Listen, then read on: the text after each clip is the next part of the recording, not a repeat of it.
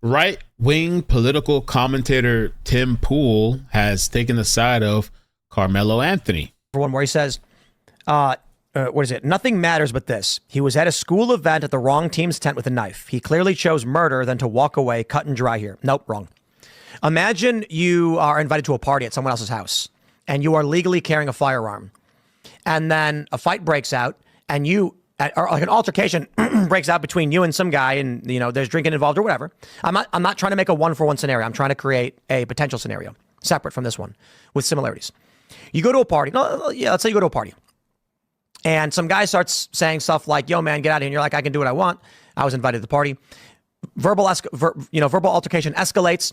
And then the dude, you're standing there and you pull your sweater back and you've got a gun. You put your hand up and say, don't come close to me, bro. I'm warning you right now. Do not come close. Do not take another. Don't come close to me, bro. I'm warning you right now. Do not come. And you pull your sweater back and you've got a gun. You put your hand up and say, don't come. Well, you're brandishing your weapon right there, too. In some places, that's illegal. But close to me, bro. I'm warning you right now. Do not come close. Do not take another step. Then the guy grabs your arm and makes a move. So you draw your weapon and you use it. Okay, make the argument. You have no right to defend yourself when you're being attacked by a guy. So in this scenario that he's talking about, he said you get invited to a house. It's not your house. You get invited over there. You're bringing your gun. He even mentioned there's alcohol, which in some places, I mean, I thought in all states, but maybe not. I don't know. You shouldn't be with a firearm and drinking, but you're there, you're hanging out, drinking, and a verbal altercation breaks out. The guy asks you to leave, his own house asks you to leave, and you refuse to leave this person's house. And so things escalate. If we're trying to equate it to the Carmelo thing, which is still different, but so he puts his hand on you after you brandish your firearm. You say, go ahead and see what happens. And so you shoot this guy dead in his own home because he wanted you to leave. You refused to leave because you were invited to the house, you were invited to the party. Now the person asks you to leave.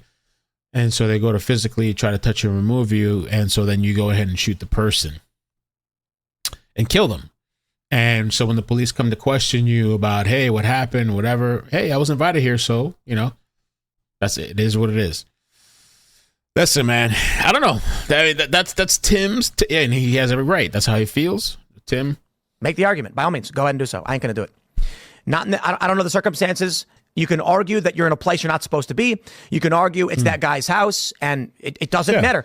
A guy doesn't matter. I can invite you into your neighbor could be like, come on over, brother. And then if he gets physical with you, you can defend yourself. And then what? The police are going to be like, well, you were in his house. And it's like, yeah, you invited me in. It's like, the door was open. And I mean, it's crazy, dude. I mean, I understand like somewhat like maybe what he's trying to say. Like if you get invited to somebody's house and there's this crazy situation, I don't know. And you're literally defending yourself, but you shouldn't be looking for fights and looking to like, I'm not saying Carmelo was, but though you could argue some people think that he was looking to incite something because why bring that knife to the place, to the track rally? Why sit under the other tent? Some people say it was rain. Metcalf shouldn't have put his hands on Carmelo. Carmelo shouldn't have brought the knife. Carmelo should have went under the tent. Carmelo should have just got up and walked away. Metcalf shouldn't have put his hands on Carmelo, you know. And, you know, I've said myself, if somebody had kind of put their hand in a backpack and had made some type of threats to me, personally, I don't think I'd try to touch them. I'd probably, you know, back away from the situation. And also when I don't know, my concealed guy was telling me too, you should always try to avoid altercations when you're carrying a weapon, a deadly weapon. You shouldn't be escalating. You should try to walk away, try to leave if you can. You don't engage, and you don't be like, you know what, touch me, see what happens, hit me. Well, supposedly Carmelo allegedly had said, touch me, see what happens, go ahead and punch me, kind of like whatever, you know. So, it's a really, really tough one, but I just feel like with this stance is if anybody puts their hands on you, which I don't think people should be touching. You know, things could happen, especially in school. You shouldn't be bringing weapons to school or school event. But I just feel like if everybody had that logic, there would be a way more deaths on people's hands. And these self-defense cases, I just think that people... Oh, let's listen one more time. Nothing matters but this. He was at a school event at the wrong team's tent with a knife. He clearly chose murder than to walk away, cut and dry here. Nope, wrong. Imagine you are invited to a party at someone else's house and you are legally carrying a firearm. And then a fight breaks out and or like an altercation breaks out between you and some guy and, you know, there's drinking involved or whatever. I'm not trying to make a 1-for-1 scenario. I'm trying to create a potential scenario separate from this one with similarities. You go to a party. No, yeah, let's say you go to a party and some guy starts saying stuff like, yo, man, get out of here. And you're like, I can do what I want. I was invited to the party. Verbal altercation escalates. And then the dude, you're standing there and you pull your sweater back and you've got a gun. You put your hand up and say, don't come close to me, bro. I'm warning you right now. Do not come close. Do not take another step. Then the guy grabs your arm and makes a move. So you draw your weapon and you use it. Okay, make the argument. You have no right to defend yourself when you're being attacked by a guy. Make the argument. By all means, go ahead and do so. I ain't going to do it. I don't know the circumstances. You can argue that you're in a place you're not supposed to be. You can argue it's that guy's house, and it doesn't matter.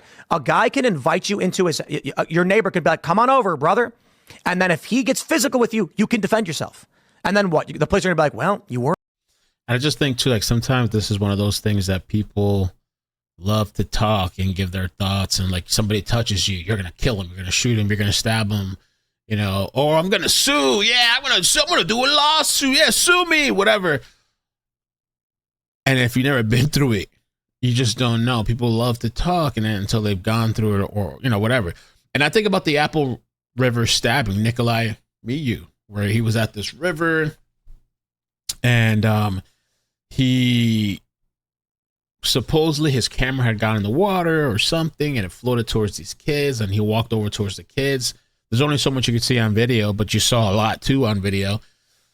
And it seemed like the argument was because it looked like he tripped and then he touched one of their floaties or he put his hand on the lady's leg or something like that. And they said they felt, I don't know, they felt threatened and stuff like that. And so they started kind of like, you know, talking crap to him and all this stuff. At some point, he argued that he tripped too. She said he tripped or something like that. I don't know if he really did or not. But they started, I think they swung on him or punched him or something. He fell in the water and then they started hitting him and kicking him or whatever. And it was a bunch of kids. He pulls out a knife and he starts like swinging it. One kid becomes disemboweled. All his guts come out. Nikolai Miu leaves the scene, throws away the knife, you know, hides it somewhere or whatever, throws it somewhere, chucks it. And he was found guilty. And I didn't think it was going to be found guilty in that case. So I don't know, man. I don't know about this, but what I will say, Carmelo does have a lot of support and they've raised astronomical numbers. And I've said before multiple times, I believe he has the right to raise these funds, just like any, you know, the other controversial cases that have raised their own funds.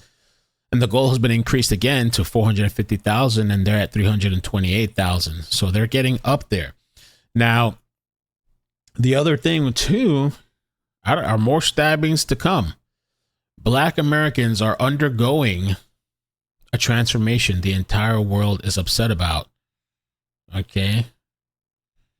So I don't know what this means. You know, we're not going to take it anymore. We're going to stand up. We're going to fight back. We're not moving to the back of the bus. I knew it was something because we're being attacked by everyone all at once. The shift is in the air. They feel the shift. A change is going to come. There's a lot of things that come with the self-defense. And in Texas, you know, I'm not a lawyer, I'm not a legal expert, but yeah, they do have stand your ground. And it says there's no retreat. There's no requirement to retreat before using force in self-defense, provided certain conditions are met. Right to be there, which they said he did have the right to be at the track place, but you could argue he didn't have the right to be under their tent. You could argue that. Not provoked. So this is something here too, right to be there, not provoked, not engaged in criminal activity. So he kind of, you could argue he did provoke somewhat. That's the thing too I was talking about. And then not engaged in criminal activity. I mean, I don't know about carrying a weapon on that school ground. That could be considered criminal activity. There's things that are working against him, and there's things that are working for him. Deadly force can be used in self-defense when a person reasonably believes it is necessary to protect themselves or another from imminent death or seriously bodily injury, or to prevent the commission of other certain violent crimes. So he could say that he feared for his life. You know, I mean, I guess he could try to say that, but it says was not otherwise engaged in criminal activity. Did not provoke the person against whom the force was used. See, people love to think, oh yeah, I don't know, I could just, somebody stepped on my shoe or whatever, and I'm just going to blast them. You know, so they could, the whole thing where he was like, oh, hit me, see what happens. You can kind of maybe say that's provoking, especially if it's true, the witness account, or he said, punch me, see what happens. You know, I don't think it's just black and white.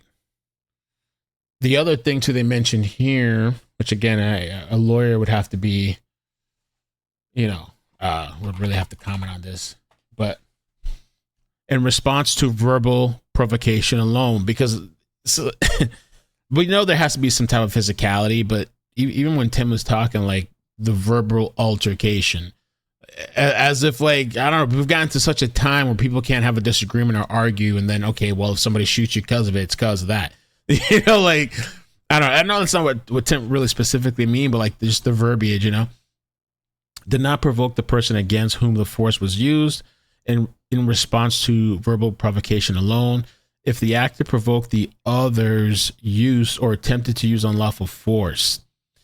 Okay, a person who has a right to be present at the location where the force is used, who has not provoked the person against whom the force is used, and who is not engaged in criminal activity. So those are a few things. I mean, it'll be an interesting trial. I don't think it's so cut and dry, and people, I'm telling you, most of the majority of these people haven't even been through that believe it's just black and white, literally and ironically, or no pun intended. Comment down below. Let me know your thoughts. Love you guys. Peace. Crazy day. Busy day. Bye. Bloop, bloop, bloop, bloop, bloop, bloop, bloop, bloop, bloop, bloop.